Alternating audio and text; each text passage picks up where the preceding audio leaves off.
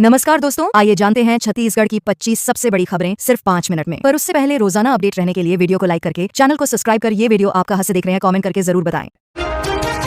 देवरानी जेठानी की एक जैसी साड़ी और गहनों ने बटोरी चर्चा। छत्तीसगढ़ में एक देवरानी जेठानी की जोड़ी चर्चा में है, जिन्होंने एक जैसी साड़ी और गहने पहनकर अपनापन की मिसाल पेश की है। दोनों के रिश्ते में प्रेम और सहयोग को देखकर समाज में एक सकारात्मक संदेश गया है। सोशल मीडिया पर इनकी तस्वीरें खूब वायरल हो रही हैं और लोग रिश्तों में अपनापन की सराहना कर रहे हैं।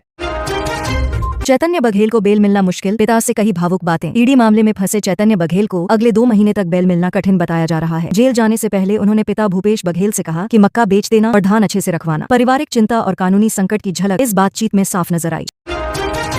छत्तीसगढ़ के राजशेखर अंतरिक्ष में जाने को तैयार। छत्तीसगढ़ के युवा राजशेखर को अमेरिका की एक अंतरिक्ष एजेंसी ने स्पेस मिशन के लिए चुना है। राजशेखर ने बताया कि पढ़ाई के दौरान उन्होंने नासा को ईमेल भेजा था, जिसकी प्रतिक्रिया अब मिल रही है। यह राज्य के लिए गौरव की बात है और युवाओं को प्रेरित करने वाली कहानी है।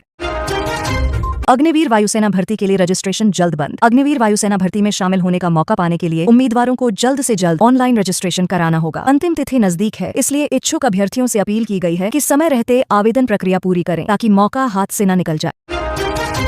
आश्रम के शिष्य पर नाबालिग से अश्लील हरकत का आरोप। एक आश्रम के शिष्य पर नाबालिग से छेड़छाड़ का आरोप लगा है। लड़की का कहना है कि आरोपी ने उसके पूरे शरीर को छूने की कोशिश की। आरोपी का माफी मांगता वीडियो वायरल हो गया है और पुलिस ने मामला दर्ज कर लिया है। जांच जारी है और आगे की कार्रवाई की जा रही है।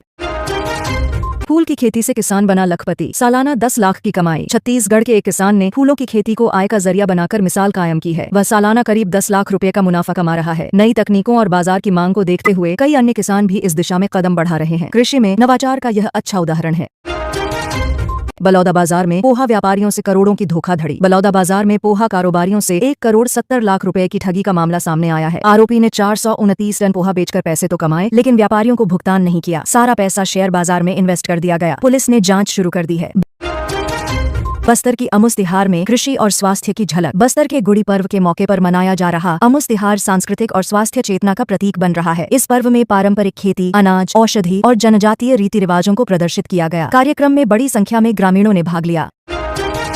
पेंड्रा में भारी बारिश से टूटी पुलिया, 6 गांवों का संपर्क कटा। छत्तीसगढ़ में मानसून ने फिर रफ्तार पकड़ ली है। पेंड्रा में हुई तेज बारिश के कारण एक पुलिया बह गई और सड़क 2 हिस्सों में बंट गई। अमरकंटक से लौट रहे श्रद्धालु बीच रास्ते में फंस गए। 6 गांवों का संपर्क पूरी तरह से टूट गया है। राहत कार्य जारी है। बीजापुर में नाबालिग छात्रा के प्रेग्नेंट होने पर पीसीसी की जांच टीम गठित। बीजापुर के गर्ल्स हॉस्टल की एक नाबालिग छात्रा के गर्भवती होने के मामले में पीसीसी ने जांच कमेटी बना दी है। 26 जुलाई को टीम मौके पर जाएगी और पीड़िता से मुलाकात करेगी। मामले ने प्रशासन और सामाजिक संगठनों को हिलाकर रख दिया है। जिम्मेदारों पर कार्रवाई की मांग हो रही है। फर्जी नौकरी का सपना दिखाकर 300 युवाओं से 20 लाख की ठगी। बस्तर में 300 युवाओं को नकली नौकरी का लालच देकर 20 लाख रुपए की ठगी की गई है। युवाओं को अलग अलग विभागों में भर्ती का झांसा दिया गया। पैसे लेने के बाद आरोपी फरार हो गए। पुलिस मामले की जांच कर रही है और पीड़ितों से बयान लिए जा रहे हैं। ताइक्वांडो और किक बॉक्सिंग को मिला प्रशासन का समर्थन। छत्तीसगढ़ में ताइक्वांडो और किक बॉक्सिंग जैसे खेलों को बढ़ावा देने के लिए प्रशासन ने सहयोग बढ़ाया है। खिलाड़ियों को सुविधाएं, ट्रेनिंग और प्रतियोगिताओं में भाग लेने का मौका दिया जा रहा है। इससे खेलों में युवाओं की रुचि तेजी से बढ़ रही है। बस्तर दशहरा की शुरुआत 75 दिनों तक चलेगा आयोजन। आज हरेली अमावस्या के दिन से बस्तर दशहरा की शुरुआत हो गई है। यह अनूठा पर्व अगले 75 दिनों तक चलेगा और 7 अक्टूबर को समापन होगा। इस दौरान बस्तर की जनजातीय संस्कृति, आस्था और परंपराएं देखने को मिलेंगी। तैयारियां पूरे जोर शोर से की जा रही हैं। डर के मारे घर नहीं लौटी नाबालिग लड़कियां। नागपुर से पकड़ी गईं। 4 नाबालिग सहेलियां जब समय पर घर नहीं पहुंची तो डर के कारण मुंबई भाग गईं। पुलिस ने उन्हें नागपुर से बरामद किया। लड़कियों को इस हाल में पकड़ा गया जब वे स्टेशन पर भूखी प्यासी घूम रही थीं। परिजनों को सौंपते हुए पुलिस ने समझाइश दी।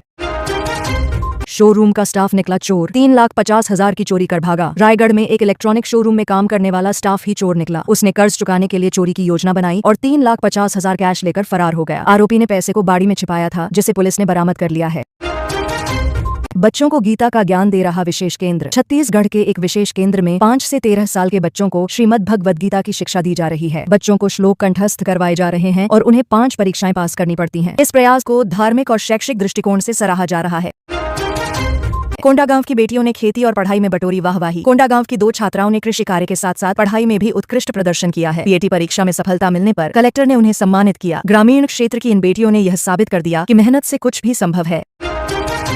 हरेली तिहार पर मुख्यमंत्री निवास में दिखी छत्तीसगढ़ी संस्कृति। आज हरेली तिहार के मौके पर मुख्यमंत्री निवास में पारंपरिक छत्तीसगढ़ी लोक संस्कृति की झलक देखने को मिली। लोक कलाकारों के प्रदर्शन और पारंपरिक पकवानों के साथ लोगों ने उल्लासपूर्वक त्योहार मनाया। मुख्यमंत्री ने राज्यवासियों को शुभकामनाएं दी। किसानों को बताया जा रहा नैनो डीएपी का उपयोग। छत्तीसगढ़ में कृषि वैज्ञानिक किसानों को नैनो डीएपी खाद के उपयोग के फायदे बता रहे हैं। खेतों में डेमो देकर इसकी विधि सिखाई जा रही है। विशेषज्ञों के अनुसार इसके प्रयोग से प्रति एकड़ 75 रुपए तक की बचत संभव है। इससे उत्पादन में भी सुधार होगा। मोबाइल दुकान से चोरी, 100 से ज्यादा फोन और 1 लाख कैश गायब। रायपुर की एक मोबाइल दुकान में चोरी की बड़ी वारदात सामने आई है। चोर शटर का ताला तोड़कर दुकान में घुसा और 100 से ज्यादा मोबाइल फोन के साथ 1 लाख कैश लेकर फरार हो गया। पुलिस सीसीटीवी फुटेज की मदद से जांच में जुटी है। टी संवर्ग के 1200 लेक्चरर्स का प्रमोशन आदेश जारी। छत्तीसगढ़ के स्कूल शिक्षा विभाग ने टी संवर्ग के 1200 से अधिक व्याख्याताओं को प्रमोशन दे दिया है। अब काउंसलिंग के जरिए उन्हें नई पोस्टिंग दी जाएगी। वहीं ई संवर्ग के प्राचार्यों के प्रमोशन का फैसला कोर्ट के आदेश के बाद होगा।